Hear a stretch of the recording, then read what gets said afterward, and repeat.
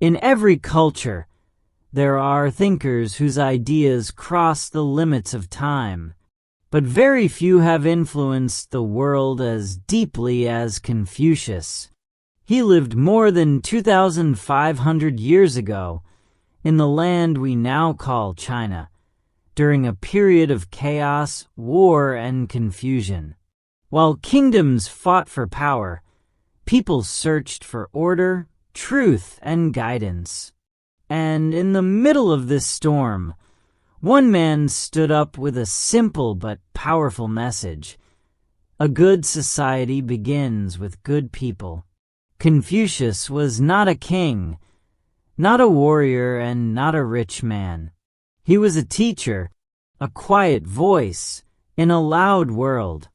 And through his words, his discipline, and his vision, he changed the future of millions of lives. Today, his teachings continue to shape education, leadership, family values, and moral character around the world. Before we begin the full story, do not forget to like this video, subscribe to Talky English, and activate the notification bell. Your support helps us bring more amazing stories in English for learners around the world. To understand Confucius, we must first understand the world he was born into. More than 2,000 years ago, China was not one united country. Instead, it was divided into many small states ruled by different kings. These states often fought each other for land, power, and influence. This unstable time in history is known as the period of the spring and autumn. Life during this period was difficult. There was no strong central government to protect the people. Wars were common, corruption was everywhere, and many leaders cared more about wealth than justice. Ordinary people suffered, and families lived in fear. In this troubled world, the ideas of Confucius would later bring hope. Confucius was born in the small town of Tsufu, in the state of Lu, around the year 551 BC. His family had once been noble, but by the time he was born, they were poor. His father died when he was very young, and his mother raised him alone. Even in childhood, Confucius showed curiosity. While other children played outside, he preferred watching adults, listening to conversations, and asking questions. He worked small jobs to help his mother, learning discipline and humility. Most of all, he discovered his great love for knowledge. As he grew older, Confucius became a self-taught scholar. He studied ancient texts, music, rituals, history, and human behavior. He believed that education should not be a privilege only for the rich. He dreamed of a world where anyone with determination could learn and grow. His intelligence and humility attracted young men who wanted to improve their lives. Confucius welcomed them all, believing that true education should be open to everyone. From these teachings, his philosophy began to take shape. Confucius asked himself how society could become better. He believed the answer was moral behavior, not violence. One of his most important ideas was ran, which means benevolence or humanity. Another was li, meaning proper behavior, rituals, and respect. He also taught about filial piety, love and respect for parents and elders.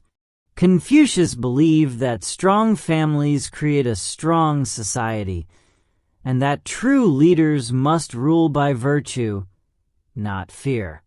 As his reputation grew, Confucius became known as a great teacher. His simple home in Sifu turned into a school. Students from many backgrounds came to learn from him. They studied poetry, music, history, and ethics. But above all, they learned how to live with integrity. Confucius taught not just with words, but with the example of his own life. His students respected him deeply and carried his lessons into the world. Still, Confucius dreamed of doing even more. He wanted to guide a ruler who could use his ideas to transform an entire kingdom. So he traveled from state to state with his students, speaking to kings and ministers. But most leaders rejected him. They were focused on war, not wisdom. Some ignored him. Others feared his ideas, and in some places, he even faced danger. Yet Confucius never gave up. Each rejection made his mission stronger. His students stayed by his side, encouraged by his faith and calm spirit. After many years, Confucius returned to his hometown. He had not found a ruler to follow his teachings, but he did not see his journey as a failure.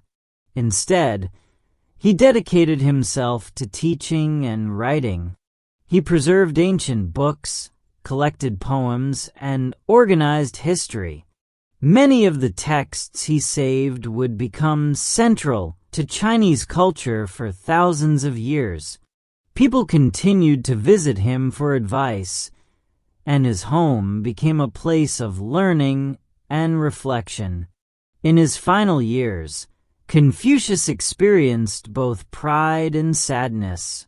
He saw his students grow into wise men, but he also lost close friends and one of his favorite students. These losses affected him deeply, yet he continued to teach with patience and dignity. When he died around the age of 72, his students mourned him with love and respect. They preserved his words, recorded his teachings, and carried his ideas across China. Over time, Confucius became one of the most important thinkers in human history.